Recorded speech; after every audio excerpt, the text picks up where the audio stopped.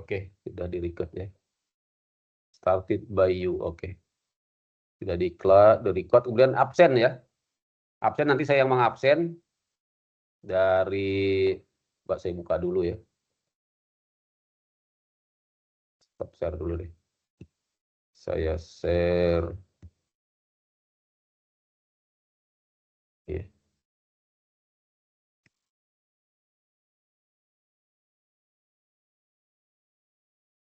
Kelihatan ya? Jadi saya mau absen ini saya juga terus terang baru nih. Saya baru sekali ini jadi tutor. Fitur-fiturnya masih belum terlalu, nah ini saya absen ya. Oke, nanti saya aja yang absen. Siapa tadi yang hadir? Pak Aditya ya. Mana Pak Aditya? Banyak nih mahasiswanya harusnya. Tapi yang hadir cuma berapa nih? 1, 2, 3, 4, 5, 6, 7. 57 ya. Saya absen Pak Aditya. Pak Aditya. Malam minggu, Pak. Malam minggu ya pada ini ya, wakuncar ya. Waktu kunjungan pacar. Mana Pak Aditya? Ini ya Aditya Andi Hernowo ya. Oke, Oke, siapa? hadir. Saya P ini apa ya? Sorry ini PLEA. P ya. Sorry. Oke. PLEA ya. Oh, nggak ada keterangan ya. Oh, P present. Oke, bahasa Inggris ya. P present, L late, E excuse, yang A absen. Oke, siap. Pak Adit sudah. Satu lagi siapa? Abigail. Mana Ibu Abigail? Hadir, Pak. Hadir ya. Oke. Saya absen ya. Nyarinya susah nih. Abigail, oke, sudah. Siapa lagi? Hanisa ya, Ibu Hanisa. Hadir, Oke. Pak. Siap. Hanisa. Mana dia? Ini ya, Hanisa Nurul Isnaini ya. Iya, Pak, betul. Oke. Ajeng Pramesti. Hadir ya. Mana Ibu Ajeng? Ibu apa Mbak nih?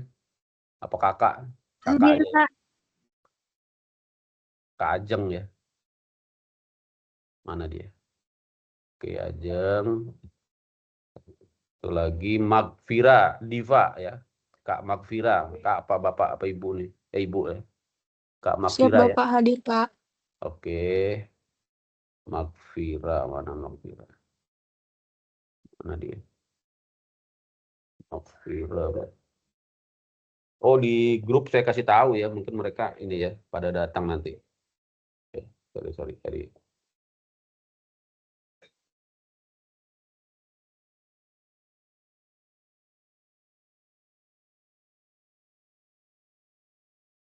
Saya kirim ke grup, lupa saya. Grup tutorial ya, tutorial. Mudah-mudahan ada yang mau. Oke. Siapa tadi? Magfira ya, Magfira.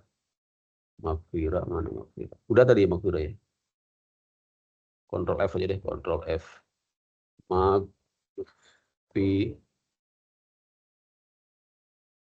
ya. Magfira. Oke, ini dia. Temu. Oke, Magfira Nadifa Salihah. Alhamdulillah. Siapa lagi? Gani Galura Samudra ya. Mas ya, Mas Gani ya, Mas Bapak nih. Ya, hadir Pak. Oke. Gani.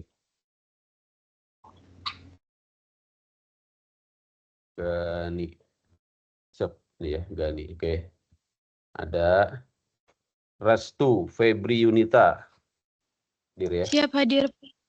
Oke, Restu. Oke, sudah saya absen, saya simpan ya. Dan mulai kayaknya sih nggak nambah lagi nih. Oke, sudah saya simpan. Nanti kalau itu bisa nambah lagi. Oke, udah semuanya. Wahyu Santoso mana nih? Wahyu Santoso kemarin di grup semangat sekali gitu. Ini nggak hadir. Oke, saya stop share. Stop sharing. Kita kembali ke tadi ya. Tadi apa tadi materi ya? Share PowerPoint. Share. PowerPoint. Iya.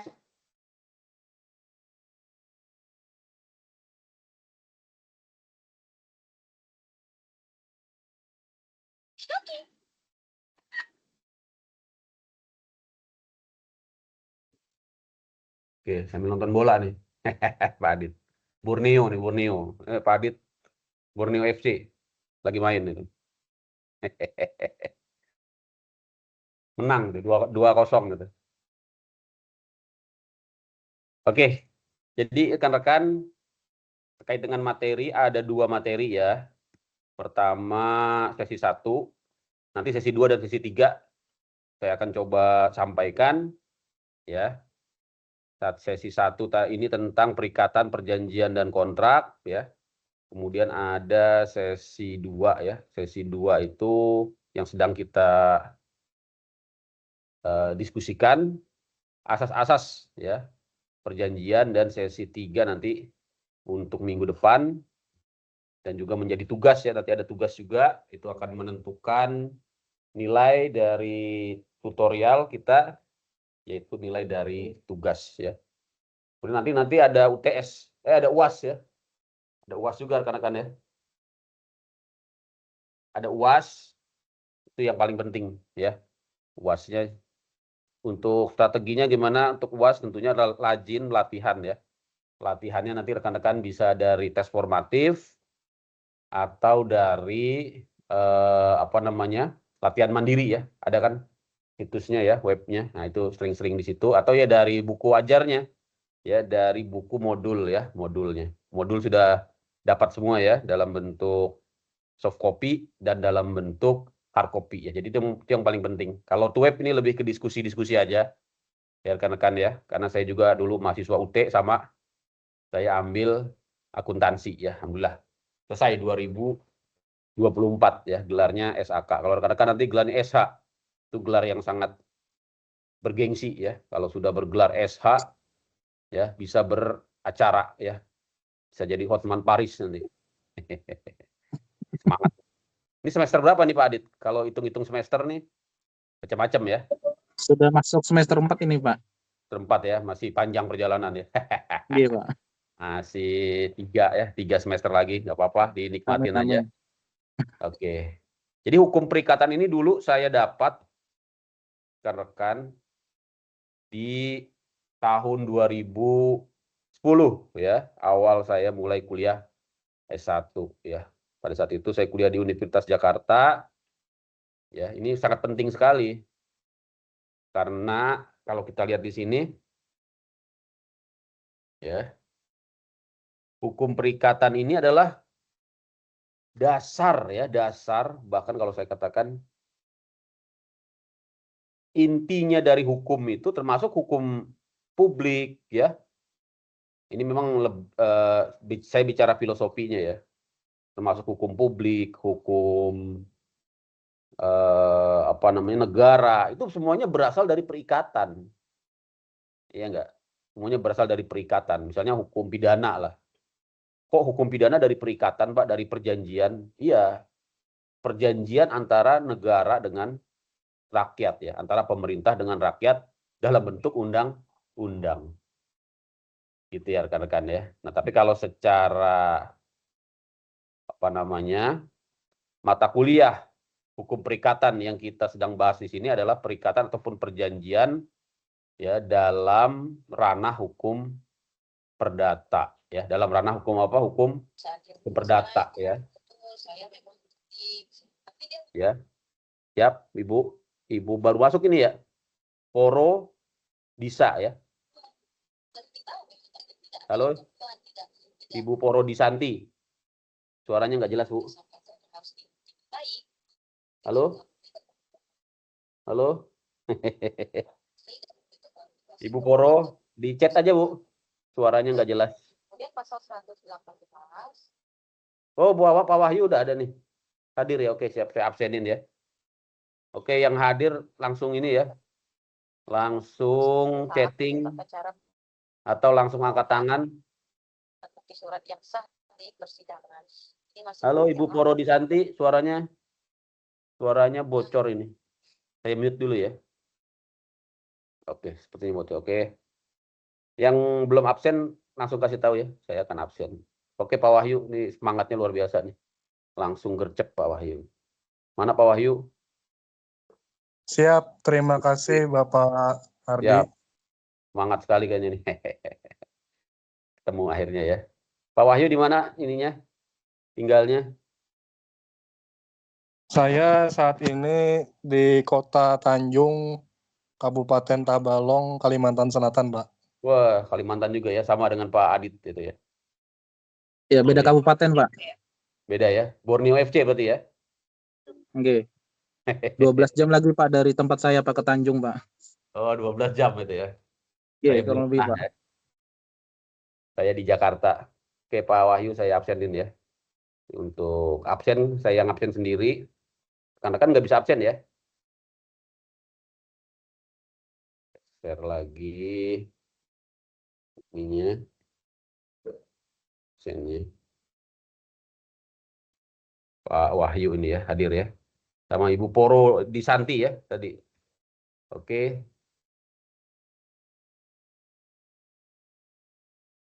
Oke, ya. Udah.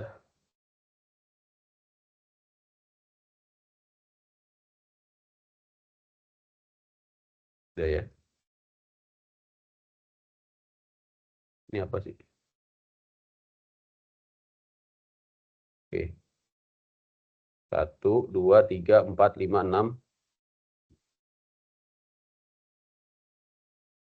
7. 1, 2, 3, 4, 5, 6, 7, 8 ya. 7,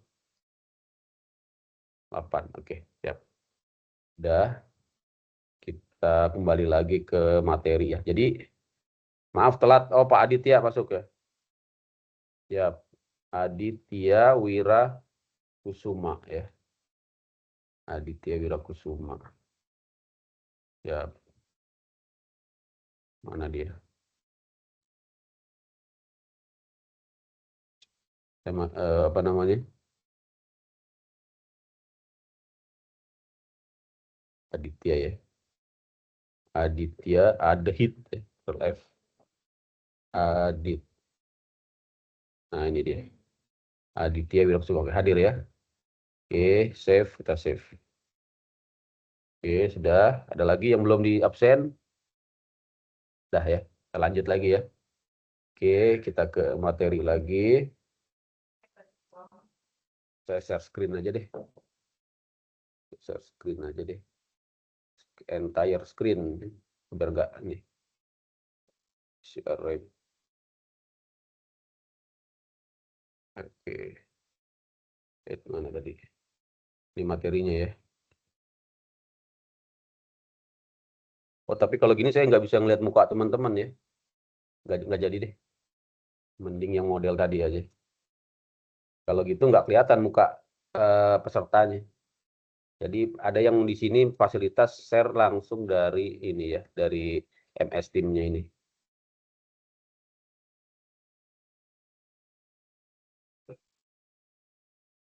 Oke. Kita kembali ke hukum perikatan ya. Ini saya pakai materi dari UT ya. Tapi kok kayaknya agak susah ini ya materinya ya. Maksudnya kurang. Nanti kita kalau kita coba ini dulu pakai materi PPT dari UT. Kalau nanti kurang apa namanya, kita pakai yang satu lagi yang dari saya, yang saya ngajar di Unpad ya. Oke, jadi kan bisa lihat di sini ya. Saya tadi cerita ya, hukum perikatan ini hukum perjanjian kalau dulu hukum perikatan dan perjanjian ya. Kalau sekarang namanya hukum perjanjian ya. Jadi perjanjian menimbulkan perikatan gitu ya. Nah, perikatan ini lebih luas ya kan? Lebih luas ya. Perjanjian merupakan ya sumber lahirnya perikatan gitu ya. Jadi salah satu bukan satu-satunya ya. Perikatan ini bisa saja timbul tidak hanya dari perjanjian, tapi juga dari undang-undang, ya kan, seperti perikatan kita dengan negara, kewajiban kita membayar pajak, ya, kewajiban kita menaati hukum, ya, itu sumber-sumber dari undang-undang. Jadi perikatan itu bisa timbul dari perjanjian dan juga bisa timbul dari perundang-undangan, peraturan perundang-undangan, ya. Perjanjian dapat pula disebut, ini saya sambil coret-coret nih, pakai warna merah. Siap Ibu Porosandi? Porodisanti, sorry, Porosandi. Maaf, nanti tiba-tiba keluar karena Kalimantan Timur susah jaringan gitu ya. Siap, ini banyak yang dari Kalimantan ya. Oke, luar biasa. Nanti ada rekaman, ya, mungkin nanti rekamannya saya share. Ini sudah saya record tadi ya, sudah saya record. Oke, sudah saya record kan? Oke, sudah ya. Nah, jadi rekan-rekan, tadi apa, perjanjian dapat pula disebut sebagai persetujuan. Ya kan? Nah, bentuknya bisa berbentuk lisan. Jadi perjanjian pun bisa dalam bentuk lisan ya rekan-rekan ya, kalau di dalam hukum ya. Nah, tapi nanti kita lihat akibat hukumnya kalau perjanjian itu hanya dengan lisan. Nah, nanti akan terkait dengan hukum pembuktian. Ketika salah satu pihak wan prestasi ya, ingkar janji, maka akan menyulitkan penegakan hukumnya. Nah, di situ permasalahannya. Memang secara teori dia sah perjanjian dengan lisan. Makanya nanti harus dibuktikan tentunya ya, pembuktiannya itu yang akan.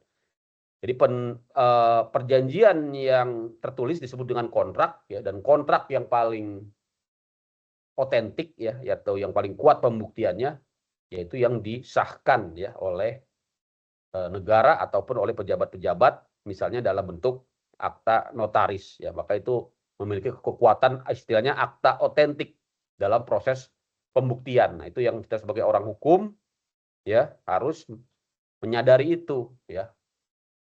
Gitu ya rekan-rekan ya. Jadi kontrak merupakan perjanjian tadi ya, perjanjian menimbulkan perikatan. Tapi tidak semua perjanjian merupakan kontrak. Jadi kontrak itu lebih khusus ya, lebih spesifik gitu ya, lebih khusus. Ya, hal ini bisa dipahami sebab perjanjian ada yang lisan tadi ya, ada pula yang berbentuk tulisan. Yang berbentuk tulisan itu disebut juga dengan kontrak tadi ya. Disebut juga dengan kontrak ya. Semua perjanjian pasti merupakan perikatan ya. Tetapi tidak semua perikatan adalah perjanjian. Tadi ada juga perikatan yang timbul dari selain perjanjian ya, seperti perikatan kita dengan negara ya, itu timbul dari undang-undang ya.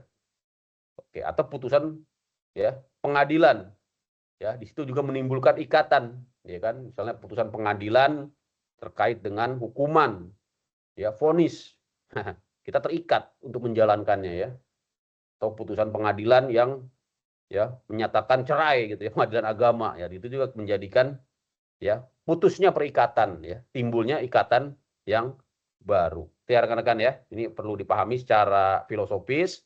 Ini penting ya, mendudukan masalah ini nanti akan sangat terkait dengan bidang hukumnya gitu ya. Kita berbicara bidang hukum perdata ya, bidang hukum perikatan adalah bidang hukum perdata ya, karena dia diatur di mana, di buku 3 dari kitab Undang-Undang Hukum Perdata itu ya. Nah, ini kita lihat ya. Di sumbernya perikatan yang kita maksud di dalam mata kuliah hukum perjanjian ini ya, perikatan atau perjanjian ini saya gunakan istilah yang sama gitu ya. Walaupun tadi rekan harus paham perikatan itu tidak selalu perjanjian. Tapi yang dimaksud dengan perjanjian sebagai sumber perikatan ya, pertama ya, sumber perikatan itu bisa berbentuk perjanjian tadi ya.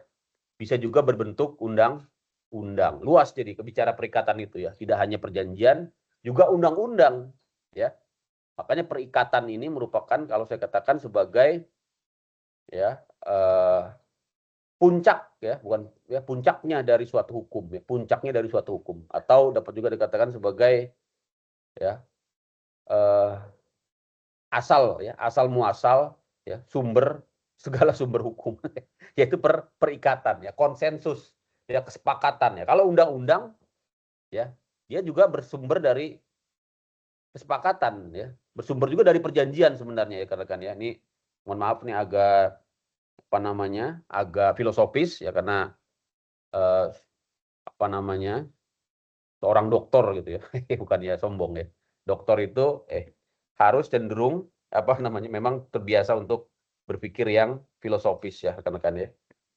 Kemudian jurisprudensi. Nah, ini ya, jurisprudensi ini menarik ini ya. Jadi rekan-rekan, negara kita walaupun memiliki sistem hukum sistem hukum civil law ya kan, sistem hukum ada 2 ya kan. Common law dan civil law ya kan. Negara kita ini kan warisan civil law ya. Civil law itu sangat mementingkan ya peraturan perundang-undangan sebagai sumber hukumnya. Tapi pada prakteknya, pada perkembangannya dewasa ini, jurisprudensi juga menempati posisi yang penting dalam pembentukan ya hukum kita ya, dalam sistem hukum di Indonesia ya. Jadi sumber hukum perikatan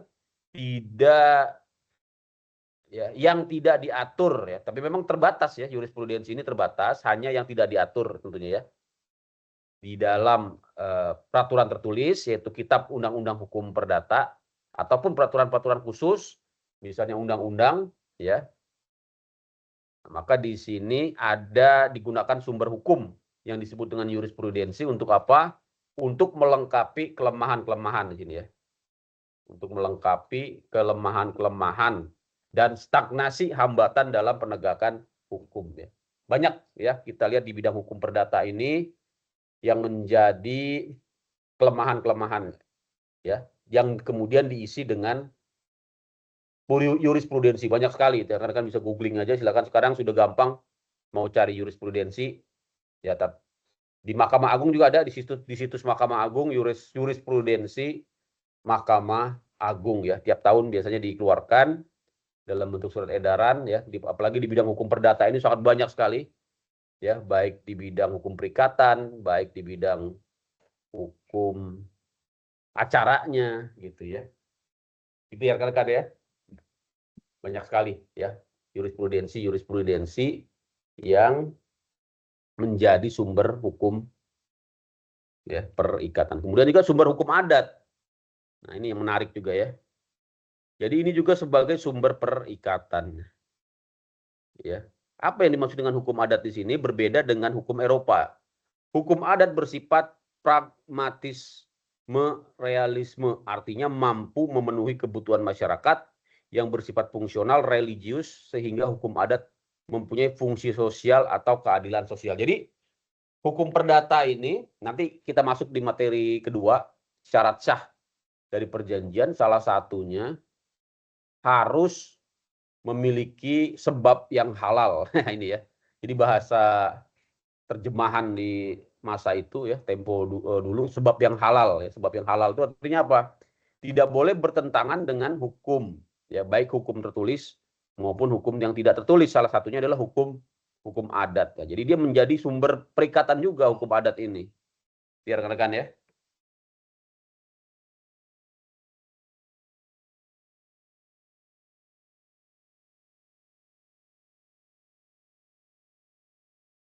Berikutnya rekan-rekan,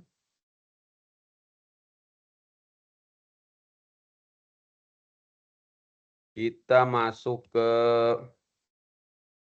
nah ini ya, perbedaan antara perjanjian, perikatan, dan kontrak. Tadi sudah ya, perjanjian misalnya jual beli ya, jelas ya, jual beli. Nah, jual beli ini menimbulkan perikatan. Artinya perikatan tuh materinya gitu ya, materi dari perjanjian jual beli yaitu berupa kewajiban dari para pihak ya untuk ya melaksanakan satu objek ya, satu objek. Kalau jual beli objeknya adalah menyerahkan barang dan membayar gitu ya. Nah, kemudian kontrak.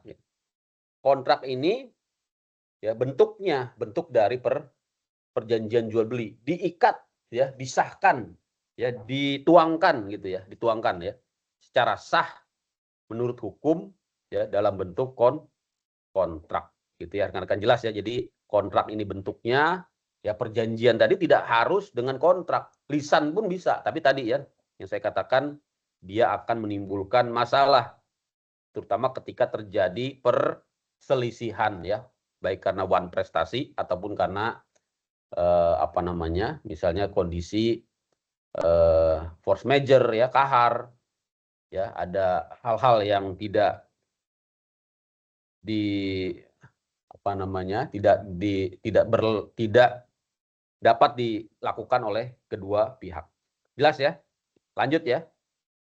Nah, materi berikutnya rekan juga bisa baca di buku ajarnya ya, subjek dan objek perjanjian. Nah, subjek ini adalah para pihaknya gitu ya, pihak-pihak yang terkait ya, yang kita kenal dengan istilahnya apa, reh person ya, reh person ya, atau person ya, baik orang ataupun badan ya, orang ataupun badan hukum, pihak-pihak yang terkait ya.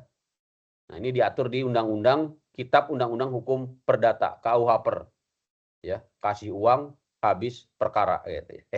Bukan ya, KUH Kitab Undang-Undang Hukum Perdata ya, itu warisan Belanda ya, kita biasa sebut dengan BW ya, BW, Burgerlijk Wetboek ya, Burgerlijk Wetboek ya, Kitab Undang-Undang Hukum Perdata warisan Belanda.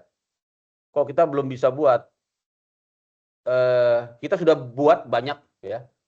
Jadi kan mungkin sudah belajar ya di hukum perdata. Jadi hukum perdata itu kalau kita lihat memang sudah banyak mengalami perubahan ya. Yang ada di KUH itu hanyalah ajaran-ajaran umumnya gitu ya, pedoman-pedoman umumnya. Tapi sebagian besar memang kalau sudah bicara tentang perjanjian-perjanjian khusus ya, perjanjian-perjanjian khusus, misalnya perjanjian asuransi, maka kita harus lihat di Undang-Undang Perasuransian.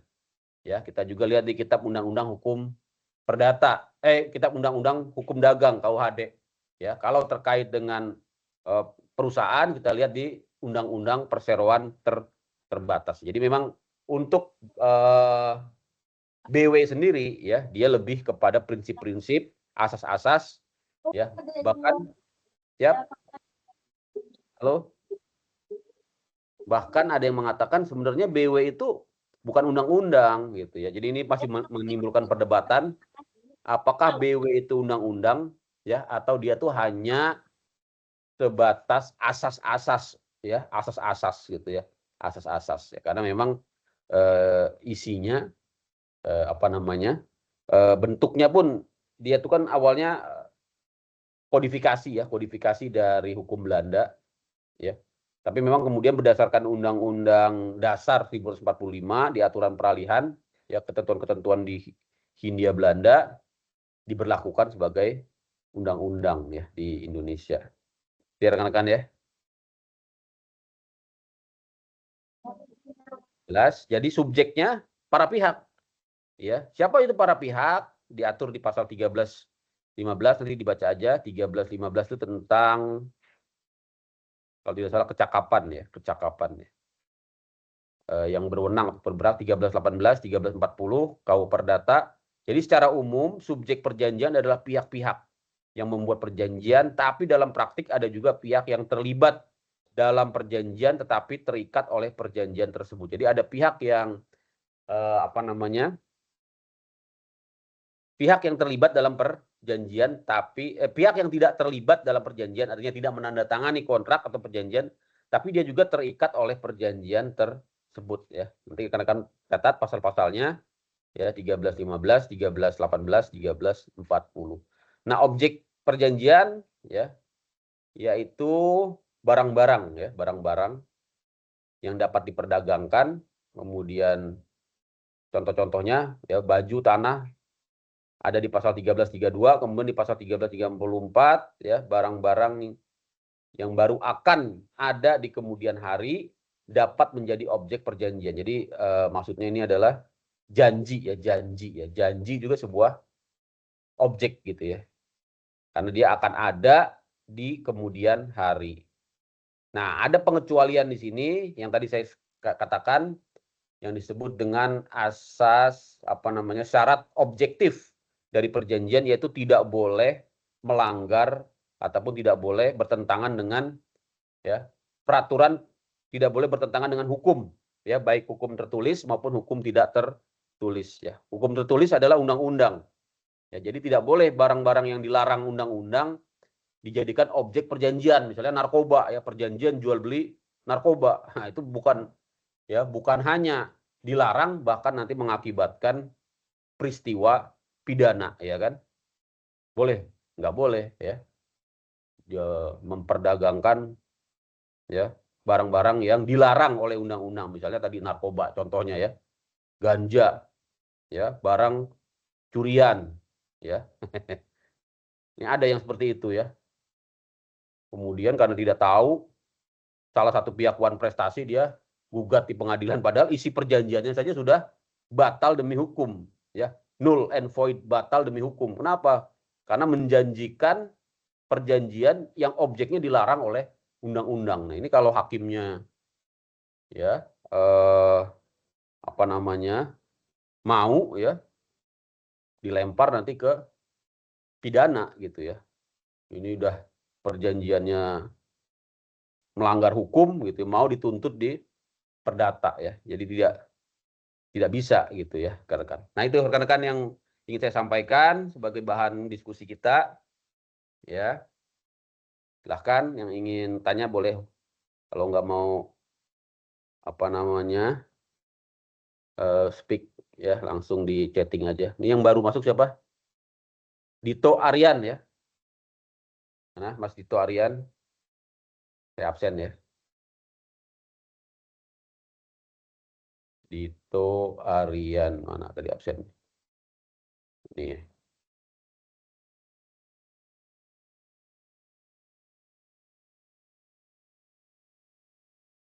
Dito. Dito Aryan, oke, saya. Saya absen.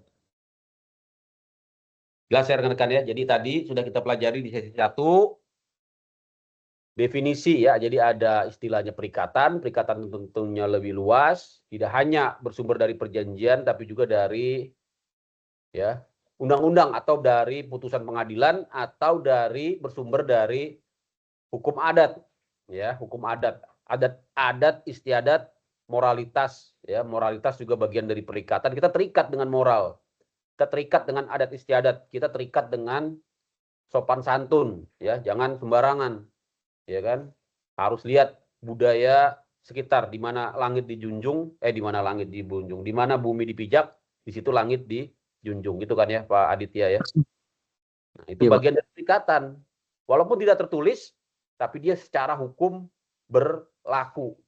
Bisa dilakukan, ya, gugatan, ya, apabila dilanggar, ya, baik melalui mahkamah adat, ya, ataupun melalui mahkamah nasional, melalui mekanisme perbuatan melawan hukum, ya, perdata, onrecht matig dat. Nah, itu onrecht matig dat, pasal 1365 KUHP, ya. Ada di buku, ada, ya, di buku.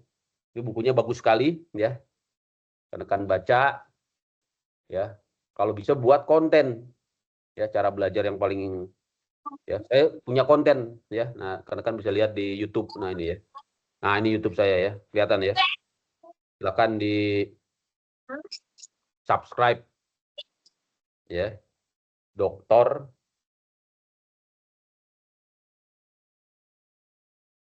Ardiansyah. Nggak kelihatan, ya. Saya share ininya aja deh. Tadi saya share. Nah, ini YouTube saya, ya. Kan bisa, di sini ada playlist. Nah, saya suka nge-share macam-macam, ya. Masa-masa pandemi kemarin, setiap kuliah online saya rekam, saya masukkan ke YouTube saya. Ada filsafat hukum bisnis nih di Unpad, metode penelitian hukum, ya, hukum dagang, hukum pajak, ya, hukum keuangan negara, banyak, ya. Hukum pidana juga ada di sini, hukum internasional juga ada. Silakan kalau rekan-rekan mau pelajari. Oke, lanjut ya. Kita sampai jam berapa nih? Bentar lagi lah ya, jangan malam-malam ya, kasihan yang di Kalimantan. Kalau Jakarta sih masih jam 8 ini, Kalimantan. Apa ada yang di Papua nggak nih? Apalagi yang di Papua ya. Waktu Indonesia Timur. Ya. Udah ngantuk ya, tidur ya. Ada yang belum di absen? Udah ya. Nanti kita agak cepat aja. Yang penting rekan-rekan bisa terhubung dengan saya. Tadi saya share apa ya? Saya share ini lagi ya, PPT-nya ya. Share PPT.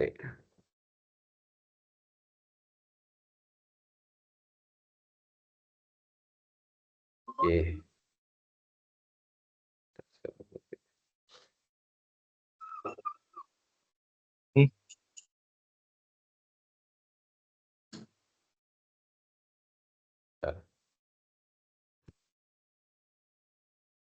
Oh, nggak bisa.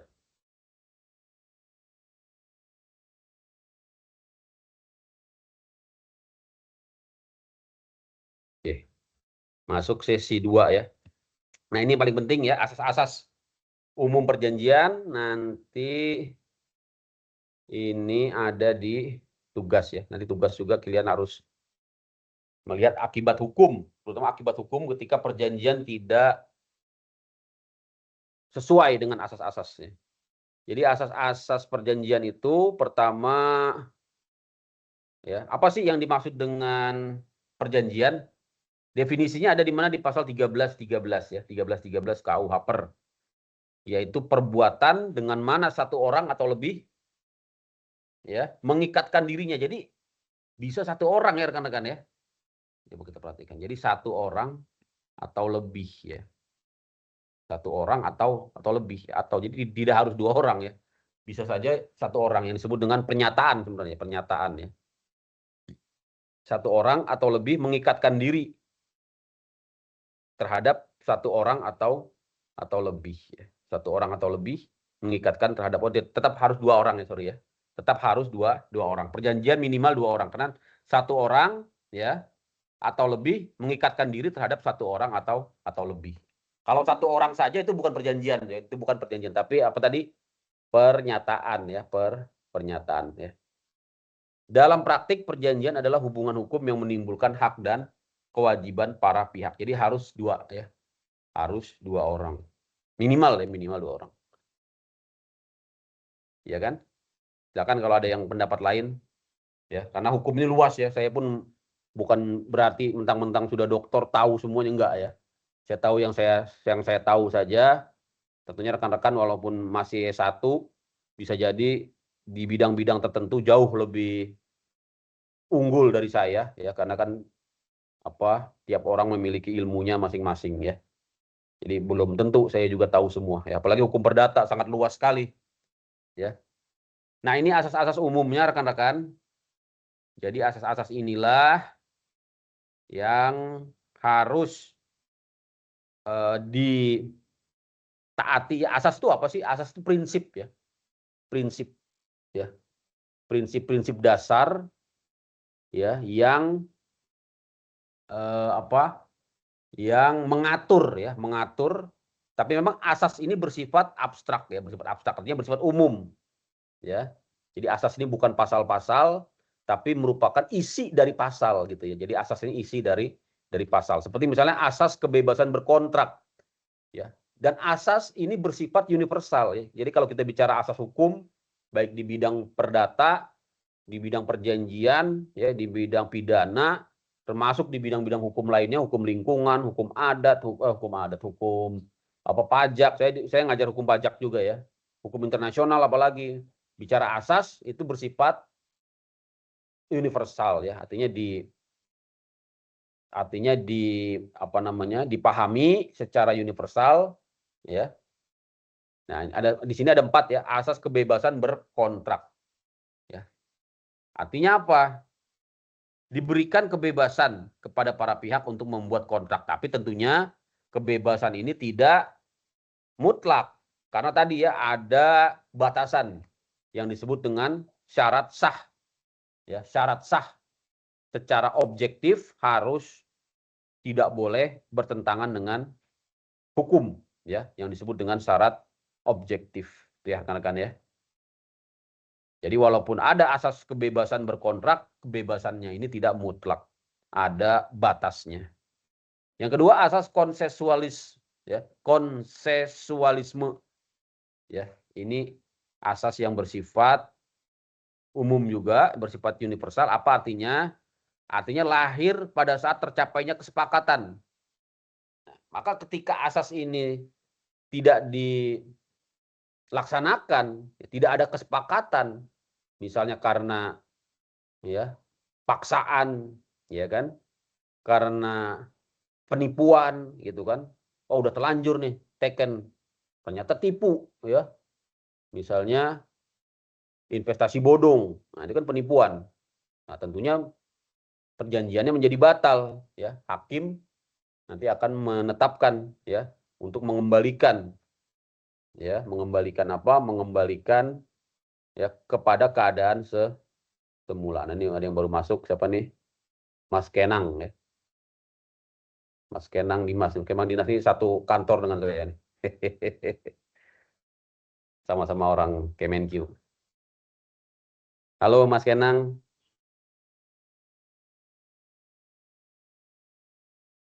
Oke, lagi sibuk.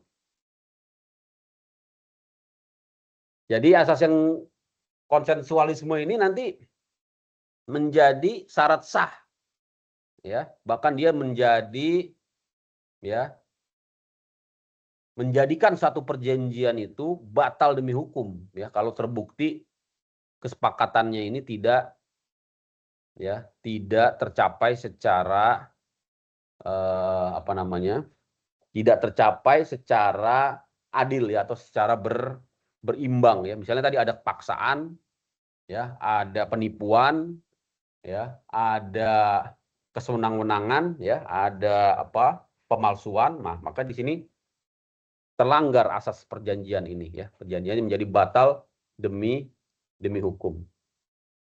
Ya. Kan ya. Nah, yang ketiga, pacta sunt servanda. Nah, ini untuk menjamin kepastian hukum. Di sini dikatakan perjanjian yang sah berlaku sebagai undang-undang bagi para pihak yang membuatnya. Selama dia sah. Artinya tidak bertentangan dengan undang-undang publik, ya, undang-undang publik. Maka dia sah, ya.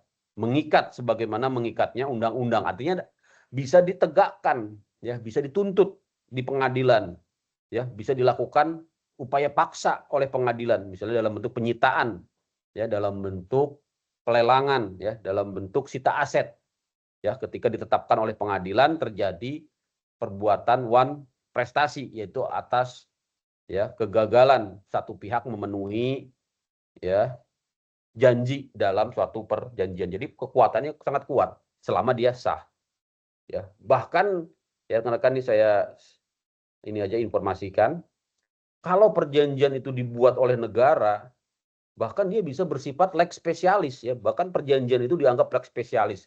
Artinya bisa mengesampingkan hukum publik, ya. Misalnya ketika negara membuat kontrak, ya, misalnya kontrak karya dengan perusahaan, ya, baik perusahaan dalam negeri ataupun perusahaan asing.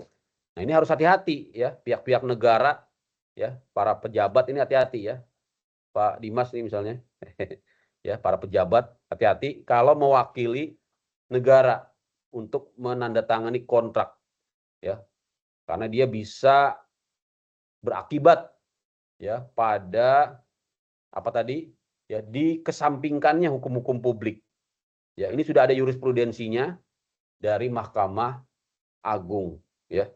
Jadi ketika kita mewakili negara, biasanya dalam negosiasi, ya, dalam perjanjian internasional atau dalam kontrak, walaupun itu kontrak swasta, kontrak perdata, ya, kalau negara di situ sebagai pihaknya, maka negara terikat. Misalnya perjanjian antara, ya, Indonesia, negara Indonesia, pemerintah Republik Indonesia dengan taruhlah PT Freeport, gitu, ya, PT Freeport, ya. Perjanjian dengan swasta, tapi yang menandatangani negara. Ya, maka di sini timbul konsekuensi, ya, hukum publik di dalamnya. Ini yang harus dipahami, ya. Karena negara mengikatkan diri dalam perjanjian itu. Itulah yang disebut dengan asas pacta sunt servanda. Ya. Nah, yang terakhir asas itikat baik. Nah, itikat baik itu yang menjadi tujuan dalam perjanjian. Ya, selama itikat baik ini tidak dilaksanakan, maka tadi perjanjian tersebut dianggap sebagai perjanjian yang batal. Ya, karena tidak ada unsur kesepakatan di dalamnya sebenarnya. Ya, karena tidak ada kejujuran. Ya, artinya ada di dalamnya ada kebohongan. Ya, atau ada pihak-pihak yang dirugikan.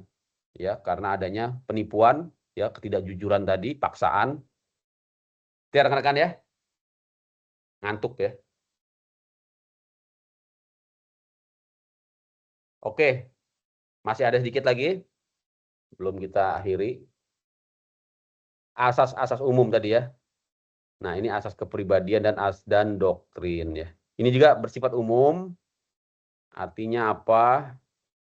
Pertama, kepribadian ya. Asas kepribadian ini artinya apa sih? Ya. Perjanjian hanya mengikat para pihak. Nah, ini ya. Jadi yang dimaksud dengan bersifat kepribadian ya. Kepribadian ini bahasa lainnya apa ya? Jadi bersifat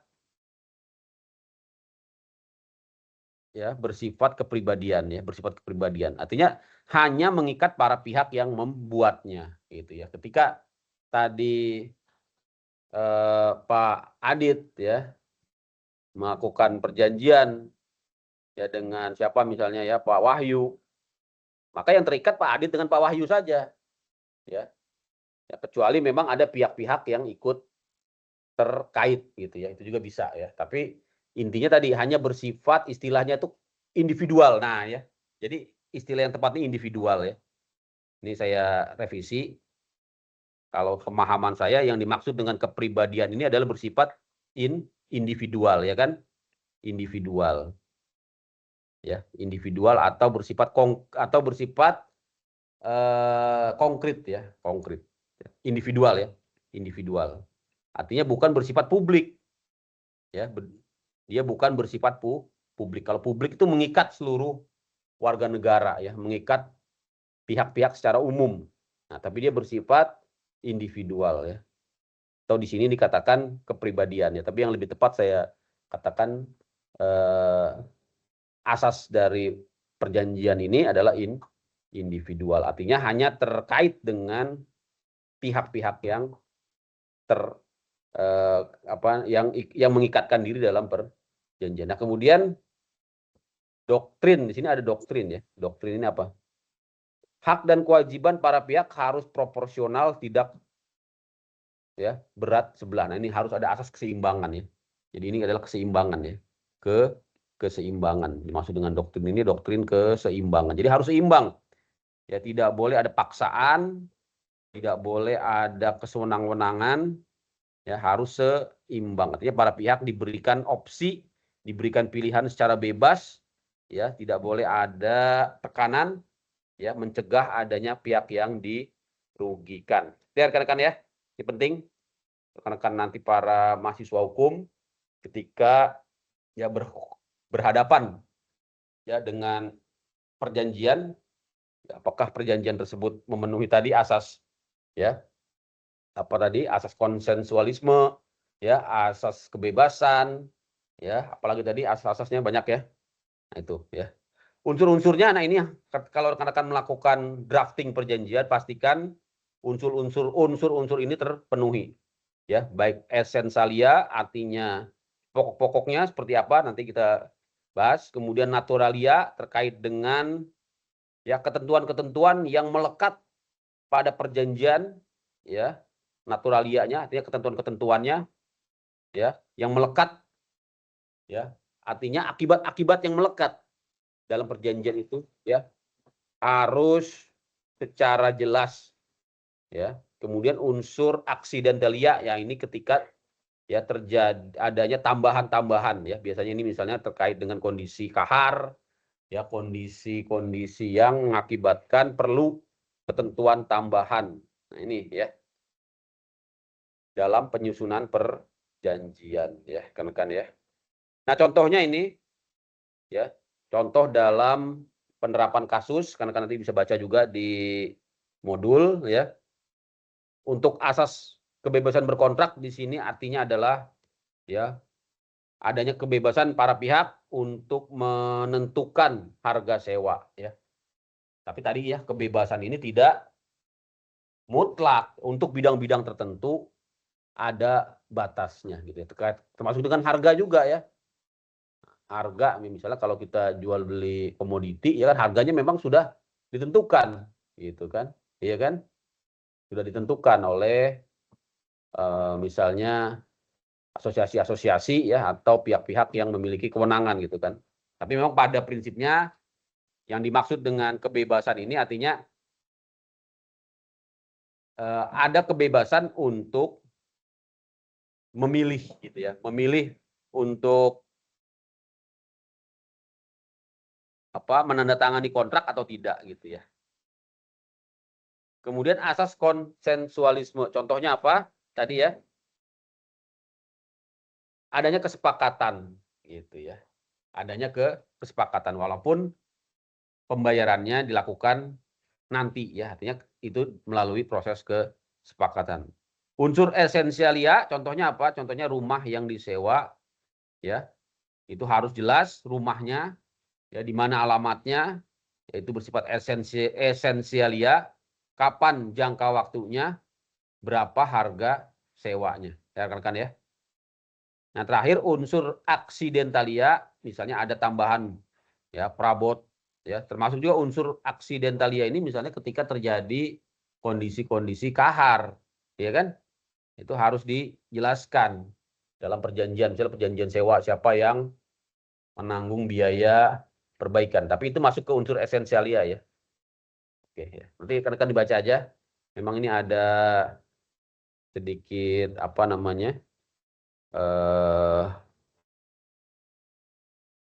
antara esensialia dan aksidentalia ini. Intinya aksidentalia tadi yang bersifat tambahan ya, bukan esensinya, bukan esensi ya, tambahan ya. Perjanjian tambahan. Ya, kan ya. Bonus, misalnya pemberian bonus ya. Nah, terakhir sebelum kita tutup syarat sah perjanjian, ini materi sesi ketiga yang nanti rekan-rekan minggu depan ya, mulai hari Senin akan ada tugas, tugasnya di submit ya ke e-learning. Salah satunya isi tugasnya adalah memberikan ya pendapat ya ataupun analisis rekan-rekan terkait dengan ya keabsahan suatu perjanjian ya. Nah, untuk dapat menentukan apakah suatu perjanjian sah atau tidak, maka rekan-rekan ya harus pahami yang namanya syarat sah perjanjian. Di mana itu diaturnya? Ini ya, pasal 1320 KUHP. Ya, KUHP kok banyak banget pasalnya, sampai 2000 ya. Sampai 2000 pasalnya. Kalau dicetak bukunya tebal sekali ya, seperti Al-Qur'an gitu. Tebal ya. Tapi sekarang kan pakai PDF semua ya. Kalau dulu saya masih beli ya. Masih beli tebal segini ya. Bahasanya pun susah dibacanya karena terjemahan dari bahasa Belanda ya. Yang menerjemahkan dulu namanya Profesor Subekti ya. Kalau sekarang sudah ada PDF-nya. Pasal 1320 KUHP. Ada 4 syarat. Nah, ini yang paling penting karena kan harus hafalkan ini ya. Harus hafal. Sarjana hukum minimal ya. Ini harus di luar kepala. Walaupun sekarang ada chat GPT ya, ada AI ya. Masa kita ditanya hakim, tanya AI dulu ya. Lawyer ya, harus hafal ini ya. Wah, ini nggak sah. Yang mulia. Kenapa? Melanggar asas sah. Apa itu syarat sah perjanjian? Nanti ya, saya ketik dulu chat GPT ya. Nggak mungkin begitu ya. Ini harus dihafalkan ya. Pertama, ya cakap. Nah, cakap ini bukan artinya ganteng, cantik, bukan. Ini cakap ini istilahnya berwenang ya, berwenang. Ini saya ya, tapi karena kan biasakan juga kata-kata cakap ini. Cakap artinya cakap hukum ya. Cakap hukum itu artinya berwenang ya, berwenang. Ya, berwenang atau cakap ini disebut juga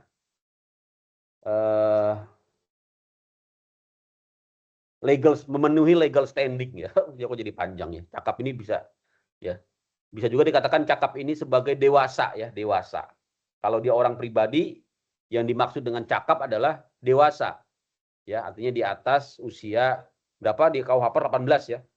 18 tahun ya. Kalau untuk perjanjian, kalau untuk menikah 21 ya, kan ya. 21 tahun. Beda-beda nanti dilihat bidang hukumnya. Ya. Kemudian yang dimaksud dengan cakap juga tadi kewenangan ya. Kewenangan. Misalnya kalau dia badan hukum, maka yang cakap untuk membuat perjanjian yang sah adalah para pengurusnya. Ya, yaitu direksi atau orang yang dikuasakan. Ya. Atau yang diatur di dalam akta ataupun anggaran dasar, anggaran rumah tangga. Rekan-rekan ya. Kemudian syarat yang kedua, konsensus atau kesepakatan. Ini syarat yang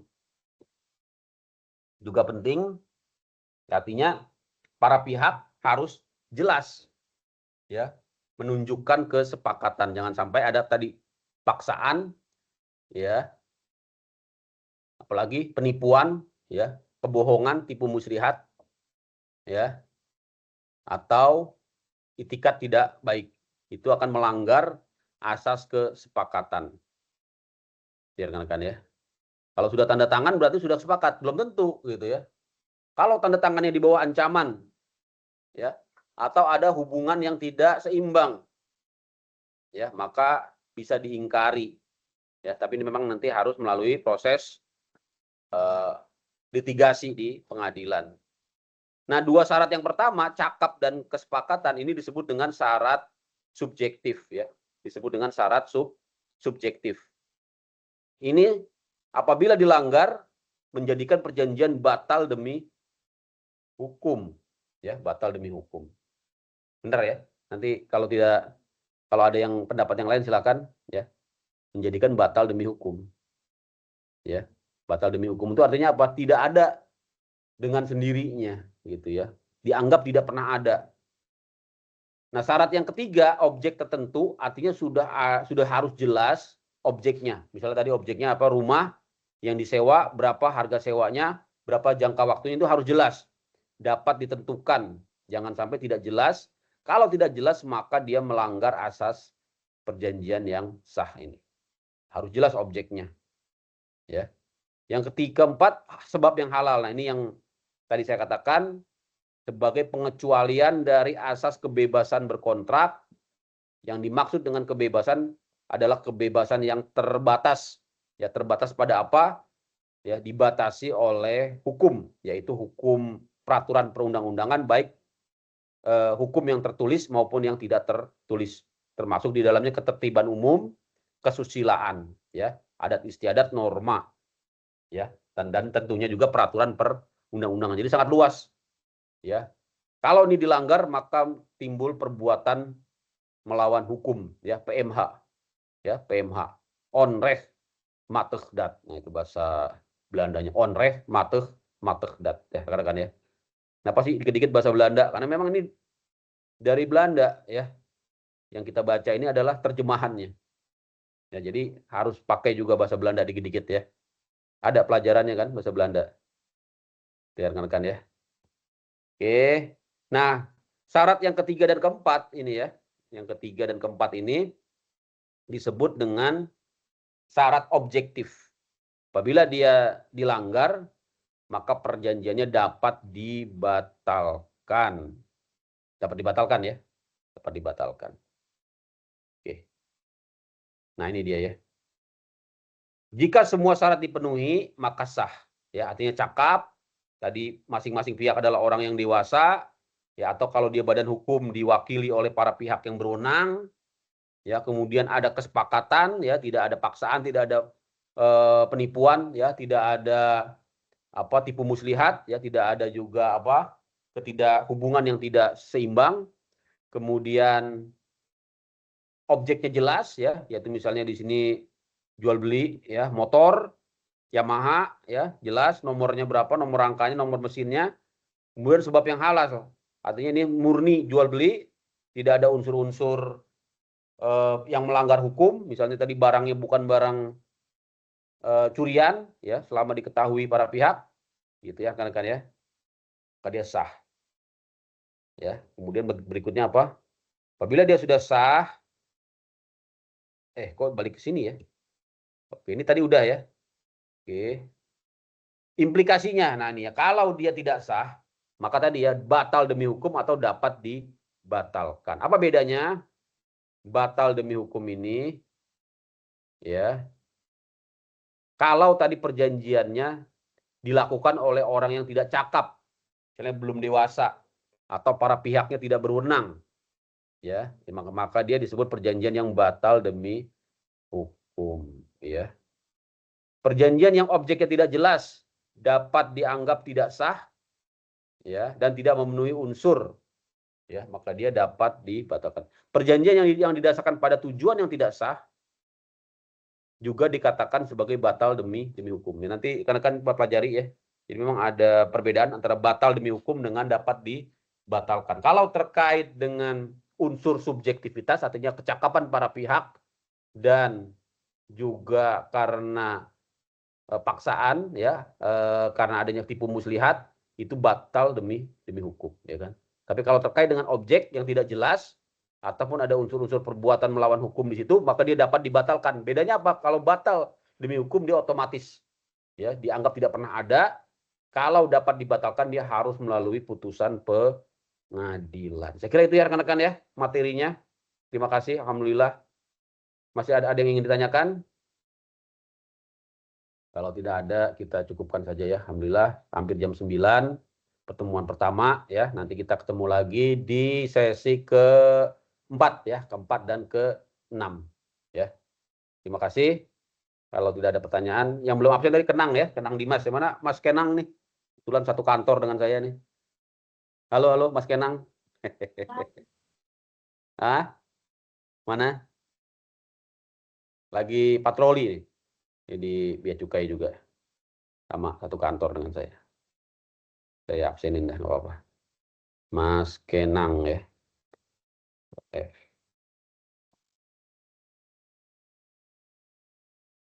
Saya stop share dulu ya. Stop share. Saya share ini aja. Saya share screen ini.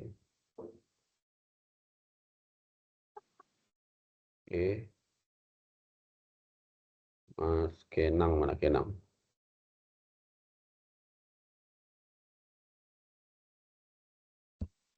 Sini. Control F. Oke, ini ya. Kenang Dimas bisa Agung. Oke. Udah saya save ya. Saya save. Oke, saya save lagi. Oke, ya. Jadi untuk web 1 ini saya akhiri ya. Semoga kita semua diberikan kesehatan. Terima kasih atas rekan-rekan yang sudah hadir. Saya screenshot lagi sekali lagi ya. Terakhir ya. Oke, saya screenshot. Izin semuanya. Sampai jumpa lagi. Terima kasih yang sudah hadir. Terutama Pak Aditya yang semangat terus menyalakan kamera.